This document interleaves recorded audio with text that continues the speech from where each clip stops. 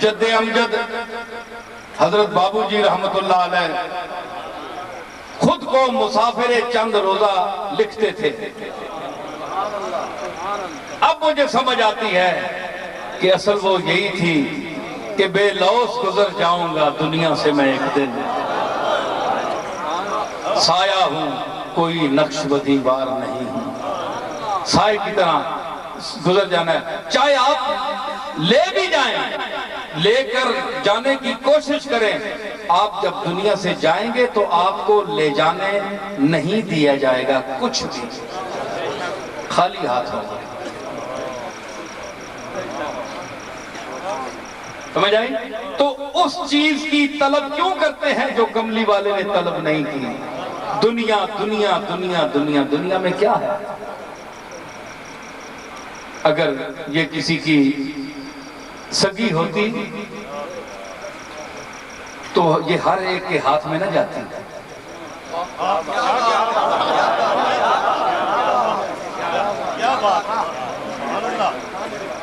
لاکھوں ہاتھوں میں گردش کرنے والی چیز، کروڑوں ہاتھوں میں گردش کرنے والی چیز سے محبت، بازاری چیز سے محبت. تو بازاری چیز سے محبت وہی کرتے ہیں جن کا مزاج بازاری ہوتا ہے، رہن سہن بازاری ہوتا ہے، ذہن بازاری ہوتا ہے، اور اوڑھنا بچھونا بازاری ہوتا ہے. وہ بازاری چیزوں سے محبت کرتے ہیں. تو جو گردش کرنے والی چیز ہو، ہر دروازے پر، ہر وقت، ہر کے پاس، تو اس سے کیا محبت؟ جو ہر جائی ہو. سمجھ آئی؟ تو جو کملی والے سے محبت کرتا ہے وہ اللہ کے فقیر ہیں، اللہ کے مقبول ہیں، جنہوں نے دنیا سے محبت نہیں کی. حضور نے ایک ارشاد میں فرمایا کہ مجھے اپنی امت سے یہ ڈر نہیں ہے کہ یہ شرک کریں گے، چاند کی پوجا کریں گے، سورج کی پوجا کریں گے، بتوں کی پوجا کریں گے، انسان کی پوجا کریں گے. مجھے ایک خطرہ ہے تو یہ ہے کہ یہ دنیا کی محبت اور لالچ ان میں کوٹ کوٹ کر بھر جائے گی، اور یہ اس کی وجہ سے آپس میں جھگڑیں گے، قتل کریں گے، خون بہائیں گے. سمجھ آئی؟ یہ آپ نے اس لیے کہا. یہ نہیں ہے کہ شرک نہیں ہوگا. ایک صاحب کہنے لگے جی شرک اللہ نے، حضور نے نفی فرما دی، اب تو شرک ہو ہی نہیں سکتا مسلمانوں میں. تو پھر اللہ نے یہ آیتیں کیوں اتاری ہیں؟ یہ تو حدیث ہے. تو جس میں شرک سے منع کیا گیا مسلمانوں کو، اور ہمارے علماء نے شرک خفی اور جلی کی اقسام لکھی ہیں. امام غزالی نے، ایک ایسا شرک ہے جو اخفا من دبیب النمل ہے، جو چیمٹی کے جو پاؤں رکھنے کی زمین پر آواز ہوتی ہے اس سے بھی اس کی دھیمی چال ہے، وہ شرک بھی ہے. اخفا من دبیب النمل، کہ انسان کو بڑا اپنے آپ کو موحد سمجھتا رہتا ہے لیکن اندر سے وہ مشرک ہوتا ہے. تو ہر دور میں شرک کے خلاف تبلیغ ضروری ہے تاکہ مسلمانوں کے ذہن صاف رہیں، شرک سے پاک رہیں.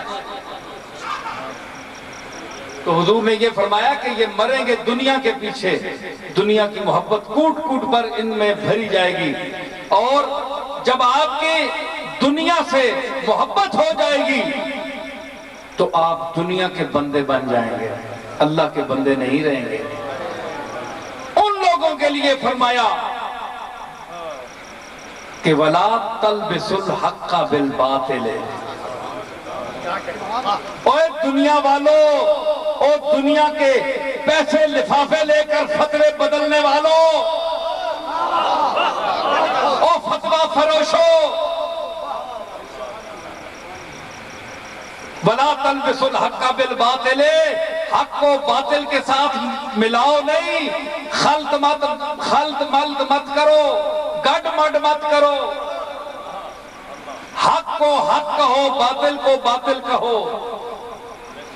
واضح بات کرو تاکہ لوگوں کو بات سمجھ آئے کہ یہ حق ہے اور یہ باطل ہے.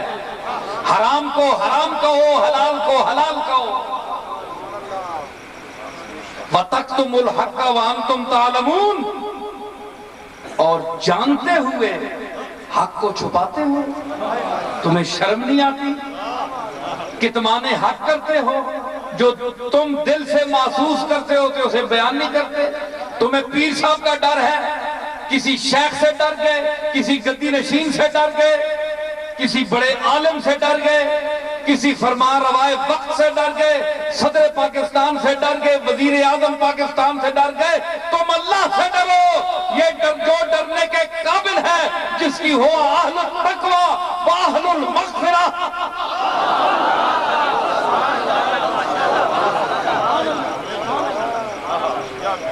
ڈرنے کے قابل وہی ذات ہے جس سے ڈرو۔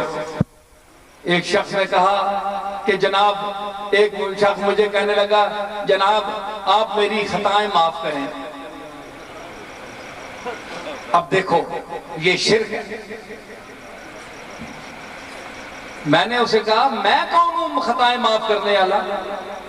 تمہارا پیر ضرور ہوں،